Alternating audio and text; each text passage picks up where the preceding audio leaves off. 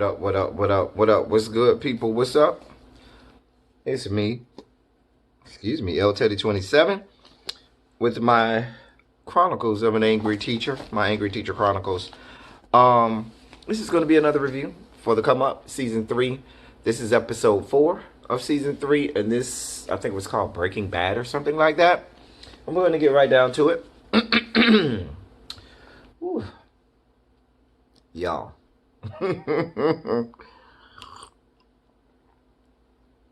So, back at the fight, we got a quick recap of what we saw last episode with this here fight. And then we had, we saw more of the fight between Mitch and Justin. Now, see, Royd Rage Rhonda. Between Mitch and Royd Rage Rhonda. Now, see, if Royd Rage Rhonda would have just let it be what it was, Chance had already tapped that ass and gave 2 to the head, 3 to the body to Mitch. So, what the fuck was Royd Rage Rhonda over here piling on for? Like, I didn't understand that. That just was, it was just piling on at that point. You have made your point. Y'all have made Mitch out to be this liar. Y'all have made Mitch backpedal and pussy pop and admit that, yeah, he did tell you that he had a one-night stand with Chance. Chance already done gave him a two-piece. Okay, what else were you expecting, Royd Rage Rhonda? But no, now because you don't have a storyline, you need yourself a storyline. So now you got to try to pick a fight with him, and you ran up there to get dealt with. Because in the aftermath, you the one with all of these knots and hickeys and all of this stuff. You know what I'm saying, baby? You look like because it was Easter, you was trying to wear them 60 something stripes, 70 stripes that Jesus got when he got crucified. That's what it looked like you had on your face, because you look like you had done got dealt with. You look like, and then if you go back and look, this whore was really out here windmilling. Now, you know, we use the proverbial term out here, and we say niggas be windmilling, but this nigga was really windmilling, y'all. This nigga was out here fighting like a 4th grade schoolgirl out there in the middle of the playground. Get your fucking life together, Royd Rage Rhonda. Get your fucking life together. Just a mess. Just a whole mess. I ain't no... Don't ever try and get into another fight, Royd Rage Rhonda. Just leave it alone, honey. But he got done up by Mitch. And that was that. Montel breaks it up. Now, Montel arguably is the voice of reason, dear God, in all of this mess. So Montel breaks all of them up, and he talks to them separately and says, listen, y'all have to know what y'all signed up for. You knew when you came on this show that it was going to be some drama. Somebody might say something behind your back, this, that, and the third. Y'all talk about this, that, and so forth. But at no point should you be putting hands on people at all, period. And I agree with Montel with that, like, this is not what it's about. And so he was over there spitting knowledge to these people, I mean, as much as somebody could. But then my question was this. Why was this conversation had with these people by Montel and not production? Or the producers and the executive producers, because this is all breaking the fourth wall, because he's talking about all of this stuff when we tape, and this is going to be shown when the tape, and this might not be shown, and this is what you do when you're on camera, and this is what you should expect. These are conversations that should not be had on camera. This is a conversation that needs to be had between the producers, production, and those cast members. But I don't understand. You know, people are getting paid or not getting paid for jobs that they should not be doing. The people who should be doing those jobs are too busy trying to get this stuff on film that shouldn't be on film. Just a mess. Just a whole ass mess. Anyway, I'm over the fight. So then, O'Neal.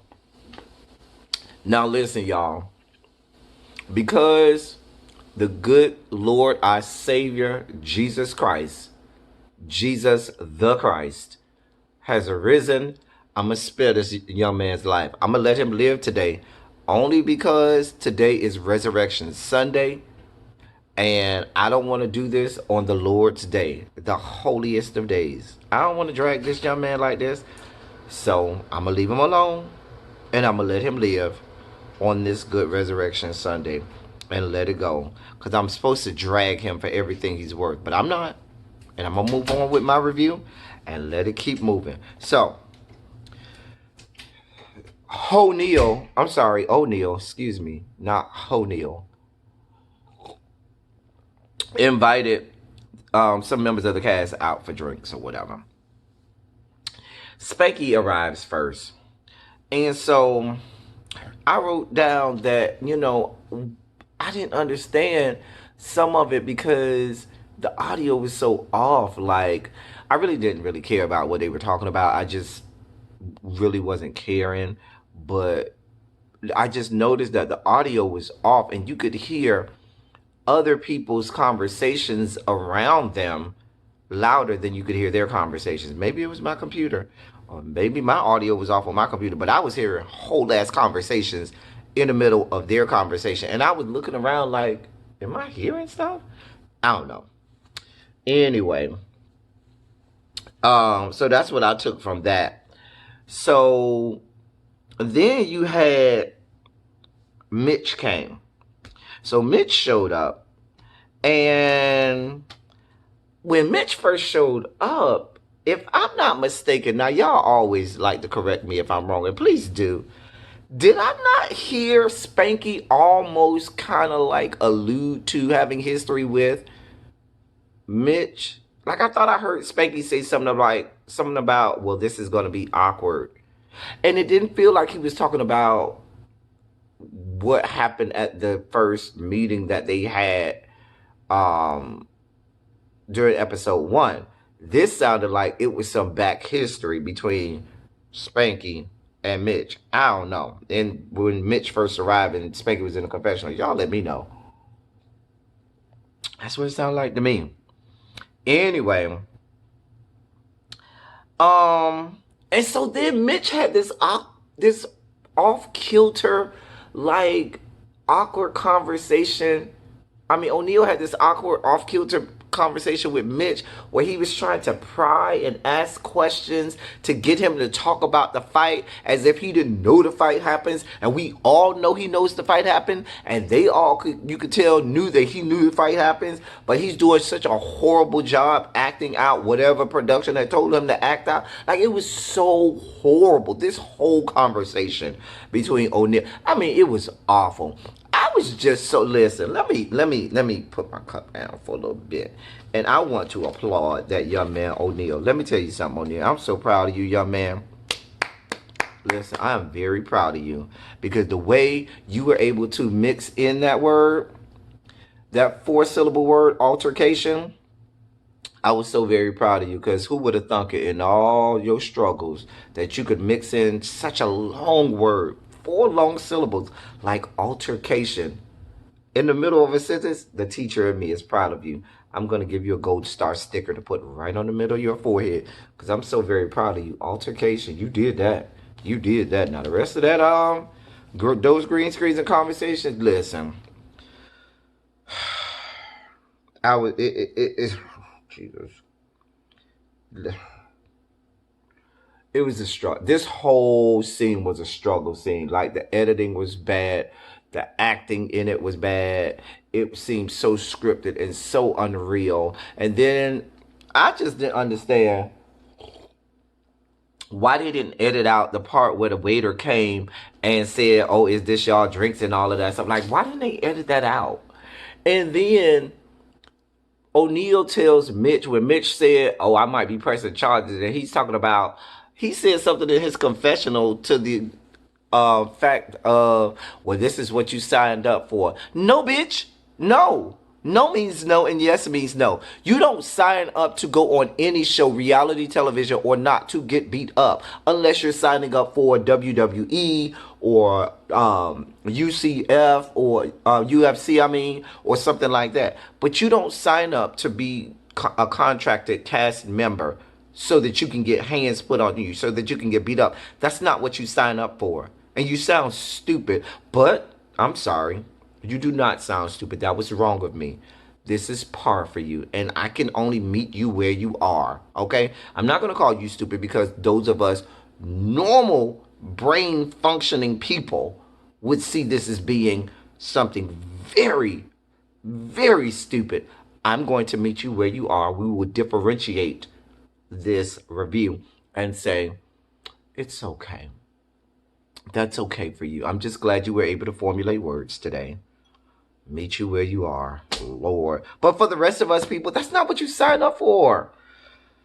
Anyway, so I don't like how they're all saying, well, Mitch, you need to get over it, because that's what this show is about. Because if I would be like, that's not what production told me that this was about. That wasn't what was in the contract. I'm just saying. Because Spanky kind of alluded to the same thing too. Then we got Ken and Chance, and they had this photo shoot. And listen, this is where I just had enough. Listen. And it wasn't just that they were talking about the fight. It was more so this whole young generation of young members of the spectrum, that their whole way of thinking, and I don't know if it's just this particular group of guys that they have on this show or the area that they live in, but just their way of thinking and their level of engagement and their way of parceling out obstacles and things in life just really bothered me. Like, I sat there in amazement, like, is this, because I know when I was that age I did not think like that. I know that without a shadow of a doubt. And so in my brain I'm sitting here like, the longer I watch, especially this conversation, the more I feel my brain matter disintegrating. And I put my hoodie up because I felt like brain matter was oozing out of my ears by this point, because I just don't know how much more of this I can stomach. Like, it was a real struggle. I mean, and then we found out that I think Ken had a romp in the hay with Mitch, maybe. Listen, hey, Mitch, obviously, y'all got all this smoke for Mitch, but obviously Mitch got it going on because everybody on the show done been with Mitch. I believe production probably even been with Mitch. That's how he got on the show. Mitch must be got a hot piece of dick. Hey, Mitch. Because everybody got it for Mitch. Everybody see it for Mitch. Mitch done been with everybody. Child, let me find out, Mitch, you over there running with a third leg. Child, honey. Anyway, so I think that was it, because at that point I was kind of enamored with trying to figure out whether or not Mitch did have a third leg. I was like, I wonder what it looks like. Anyway, because then there was this whole scene where Justin is rolling up at some gathering at some restaurant talking about, oh, Mitch say it's gonna be on site, so I'm gonna sit here and wait for it to be on site so you can get more hickeys and knots and red marks on your face again. You know, the recidivism of it all. I just don't understand. Anyway, and then they said to be continued next episode. That was the whole episode, y'all. Make it make sense for me, honey. Make it make sense, because I don't know how much I can stomach. Now, you've been saved by the blood of the Lamb, O'Neal. I'm gonna let you live. Long as you don't come in my comment section again with your fuckery, I'll let you live, because it's Easter. But I cannot be held responsible after this moment if you should come in my comment section whether or not you're gonna get these good drug problems, because that's what I do. I hand out drug problems, and you won't be spared. You won't be saved. Child, keep it cute or keep it in mute. Keep it together, honey. Anyway, y'all, that was the Come Up New York Season 3, Episode 4, and I will be out until next time. Thank y'all for coming. Y'all drive safely.